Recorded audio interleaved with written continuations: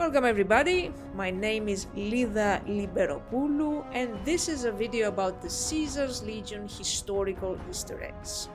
These are a few things I found during the playthroughs I did for my Caesar's Legion versus the Roman Empire series. These include references to Monty Python movies and Game of Thrones levels of cruelty. Also, not surprisingly, a lot of them involve arcade canon. There are also some major spoilers. You have been warned. Okay, let's go. Number 1. Legion coins. The Legion has two types of coins, the denarius and the aureus, and they are both based on actual Roman money that existed during the time of Julius Caesar. The denarius is a silver coin with one side depicting Caesar as a young man and the words Caesar Dictator. The other side depicts Caesar, Joshua Graham, and Bill Calhoun, and the phrase Magnum Chasma, which means great abyss or great fissure. This is supposed to commemorate Caesar's traveling to the Grand Canyon, the place where he actually became Caesar. The aureus is a gold coin. On the one side, it has the portrait of Caesar as an old man this time, and the phrase Aeternit Imperii, and on the other, it has the symbol of the Legion and the phrase Pax per Bellum. Julius Caesar had denarius with his image minted during his reign, with the phrase Caesar Dictator printed on them. Although no gold aureus with Caesar on it was ever minted while he was still alive. Emperor Augustus made them after Caesar's death. Also, the phrase Aeternit Imperii, which means for the eternity of the empire, appears only on the coins of Septimus Severus, Geta, Caracalla, and Carus. Pax per bellum, which means peace through war, is a phrase that comes from De Re Militari, a treatise about Roman warfare by the 4th century AD author Vegetius, and was never used on Roman coins. Also, Caesar did have a couple of commemorative coins minted during his reign. One was used as propaganda during the Roman Civil War, and the other celebrated his victory over Gaul. Interestingly, there were plans for the game to have a commemorative coin for the end of the Caesar's Legion campaign. It would show the defeated General Oliver on one side in the same way that the real Julius Caesar commemorative denarii showed the head of Vercingetorix. Number 2. The Legion banner.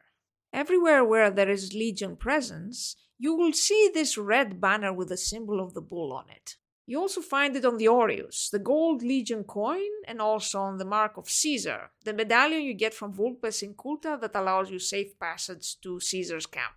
Not surprisingly, it's actually related to the real-world Roman banners and Julius Caesar. Rome famously had the aquila, the eagle of Jupiter, as its main symbol, but each Roman legion had its own symbol that they used on their banner. Although there has never been any direct mention of Julius Caesar associating himself with the symbol of the bull, there is quite a lot of evidence that that was the case. He comes from the Julia family, who consider themselves descendants from the goddess Venus, which was connected with the sign of the bull. The Julia family also came from the town of Bovillae, which also had the bull as its symbol. The symbol of the bull appears on a lot of coins with Julius Caesar, and also many of the legions he levied or commanded had the bull on their banner. So the game's Caesar is probably right in associating himself and the legion with this symbol. Number 3. In hoc signo Taurus vinces. If you side with the legion, during the last meeting with Caesar, before you go to the Legatus Lanius camp to begin the battle for Hoover Dam, Caesar will say to you, "Good. In hoc signo Taurus vinces." This is of course a reference to the phrase in hoc signo vinces, or as we Greeks like to say, en teutonica. This is the phrase that marked the cross that Emperor Constantine supposedly saw in his vision before the Battle of the Milvian Bridge. He then went to paint the hero symbol, the initials of Jesus Christ's name in Greek, on the shields of his soldiers, and attributed his victory to the intervention of the Christian God. In this case, the phrase has been changed to include the sign of the bull, which is the sign of Caesar's legion. although I'm not sure if the Latin is correct here. Any Latin scholars who can verify whether or not the phrase is correct, please add a comment below. Number 4. Fortis Fortuna Adiuvat. This phrase is said by Arcade Gannon at the end of his companion quest for Old Lang Syne. When you exit the Enclave bunker, if you're not sided with the Legion and he has decided not to join the fight, he will approach you and offer you his Tesla armor to aid you in the upcoming battle for Hoover Dam. After you thank him, he says this: I may not be the one to help stop him here, but you are. Fortis Fortuna Adiuvat. Good luck. And goodbye. Fortis Fortuna Adiuvat means fortune favors the brave, and it's a phrase that comes originally from Phormio, a 161 BC comedy play by Publius Terentius Afer, better known as Terence. It has been referenced by other Roman writers like Pliny the Younger in his letters or Virgil in his Aeneid. It also seems to be very popular as the motto of military forces and units all around the world. Number 5. Damnatio Memoriae. If you start getting too many Caesar Legion infamy points, you will eventually trigger the Beware the Wrath of Caesar side quest. And in the quest description you will have this message: for aiding and abating the Legion's enemies, you have been declared in Damnatio Memoriae, an enemy of the Legion in perpetuity. Many will seek your head as a trophy. Damnatio Memoriae means condemnation of memory. The term describes the removal of someone's name from all official accounts. In Rome, this was a decision made by the Senate or by the Emperor, usually to erase the name of a previous emperor. There have been several historical figures that had their successor at least attempt to erase their name from history. The most famous ones are Emperor Nero, who had a de facto damnatio memoriae on him without senatorial degree, and Commodus, the son of Marcus Aurelius, which the Senate ordered together with the usual destroying of statues, coins, and inscriptions to have his body dragged with a hook through the dust. Number 6. Nihil Novi sub sole. When you first talk to Arcade Gannon in the Mormon fort, he will mention his research, but he won't sound that enthusiastic. When you ask him about it, he will say, I'm enthusiastic about helping people, but nihil novi sub sole. This translates to, there is nothing new under the sun. It is a phrase that appears in Ecclesiastes 1:10 of the Vulgate, the Latin version of the Bible. This little dialogue gives you a first glimpse of Arcade's personality and interests, and if you pursue it a bit further, it also offers some more information on Caesar and his relation to the followers of the Apocalypse. Number 7. Romanes Eunt Domus. If you have the Wild Wasteland character trait when you approach the side of the Cottonwood Cove headquarters, where the slave pens are, you will see Romanes Eunt Domus written on the wall. This is of course a reference to this well-known scene from Monty Python's The Life of Brian, where Brian is trying to write Romans go home on a wall. The actual phrase in Latin is Romani ite domum, but because his Latin is terrible, he writes Romanes eunt domus. A centurion catches him in the act, corrects word by word every error, and then makes him write the phrase 100 times. Finished! Right. Now don't do it again.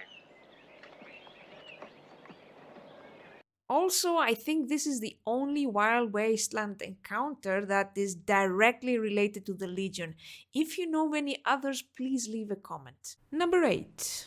Silus. In NCR's Camp McCarran, you will find a captured Legion centurion named Silus. He is interrogated by Lieutenant Carrie Boyd, who will ask you to help her and will allow you to use any means necessary. If you have 8 or above intelligence, you will eventually get these 3 dialogue options. The first option, corruptio optimi pessima, is a Latin proverb that means the corruption of the best is the worst of all. The second option, legum servi sumus, means we are slaves of the law. It comes from Cicero's Pro Cluentio, a speech he gave in defense of a man named Aulus Cluentius Habitus, who was accused of poisoning his stepfather. The full phrase is legum servis sumus ut liberi esse possimus. We are slaves of the law so that we can be free. The third option, timeo danaos et dona ferentes, means I fear the Greeks even when bearing gifts, and it's from Virgil's Aeneid.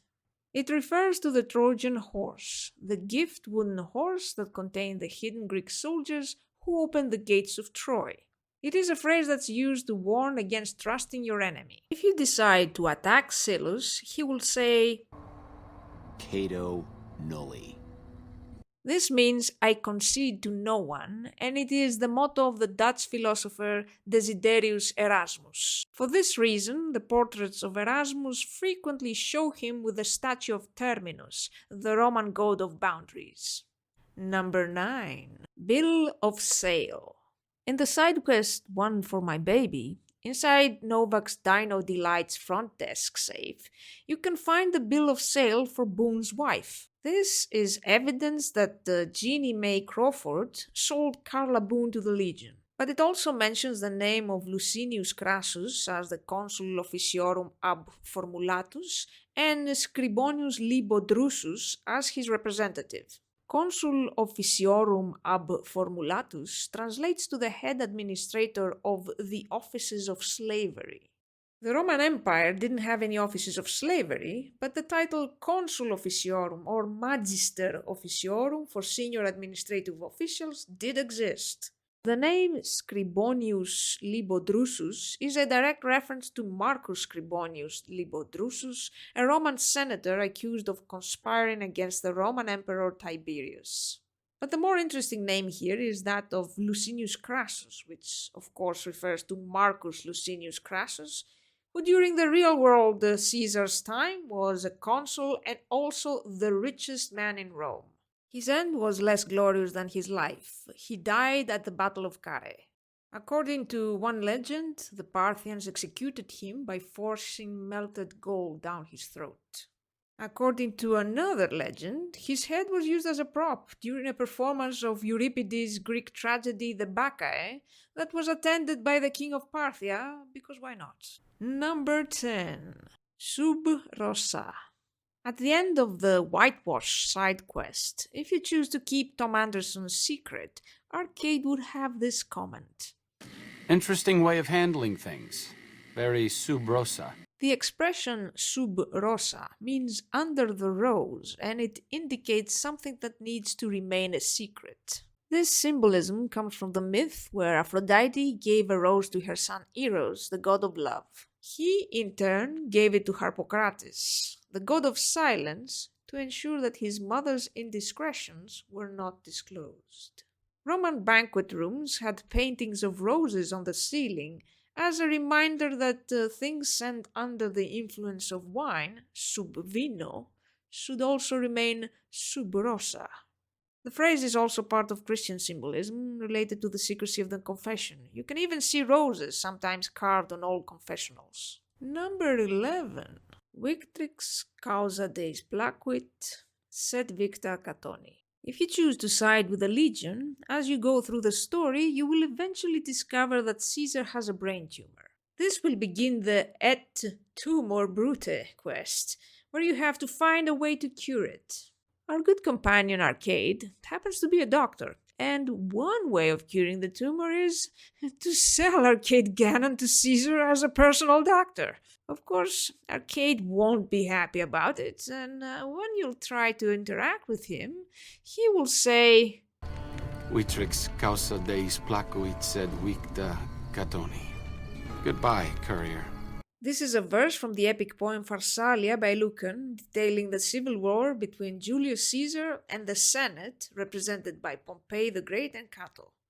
It literally means, the winning cause pleased the gods, but the lost cause pleased Cato. Cato famously lost against Caesar, but stuck to his principles and kept the moral high ground. It is a phrase that is traditionally used for lost causes. If you talk to him again, he will say, For as lack of adornment is said to become some women, so will this place, without your presence, bring delight. This phrase is based on a quote from Cicero's De Oratore, and in its original form says, "For as lack of adornment is said to become some women, so this subtle oration, though without embellishment, gives delight." Of course, Arcade has modified it as a fancy way to tell you to piss off. Number 12. The history of the decline and fall of the Roman Empire and Commentari de Bello Gallico. This is something that you won't find in the game proper, but I think it's interesting. When you talk to Caesar about how he rose to power, he will mention that he was an anthropologist and a linguist, and at some point in the conversation he will say, If there's anything I learned as a follower of the apocalypse, it's that there's a lot of good information in old books. But he doesn't mention the title of these books, and I don't think they are ever mentioned in the game. But you can find 2 of these books mentioned in this excerpt of the Fallout New Vegas official game guide collector's edition. The History of the Decline and Fall of the Roman Empire by Edward Gibbon documents the history of the Roman Empire from the 2nd century AD to the fall of Constantinople in 1453. It is also considered one of the greatest works of historical writing. The Commentari de Bello Gallico, or Commentaries on the Gallic War, is Julius Caesar's first-hand account of his campaign against the people of Gaul, which is roughly the area where France, Belgium, and Switzerland is today. The way the legion is structured and some other things like the terminology they use indicate that Caesar must have read also other books about the Roman Empire, but these 2 are the only ones ever mentioned anywhere by title. I recently discovered that there is a Fallout 4 mod that adds radio stations with both these books in audio form in the player's Pip-Boy. I did a little experiment and I managed to create a mod of my own, but this time I've added the audiobooks as radio stations in Fallout New Vegas. Recording by James Christopher. Commentaries on the Gallic War by Julius Caesar. If there's anyone out there that's interested in the mod, just leave a comment. I will post it on Nexus and add a link in the description. Thank you for watching. I hope you enjoyed this video. It was intended as a short break before I get to the conclusions video for my Caesar's Legion vs. the Roman Empire series, so stay tuned for that one.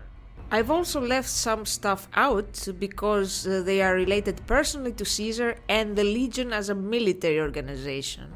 I might do another short video on these in the future. My channel focuses on history in video games. So please subscribe, because where else can you learn that the page that you erase in the beginning of Pentiment is in fact the first page of Umberto Eco's The Name of the Rose in Latin? Well, here. That is where you're going to learn this stuff. You can also check out my previous videos and my archaeological reconstructions in VR project. I put the links on the screen. And for now, Ave atque Vale.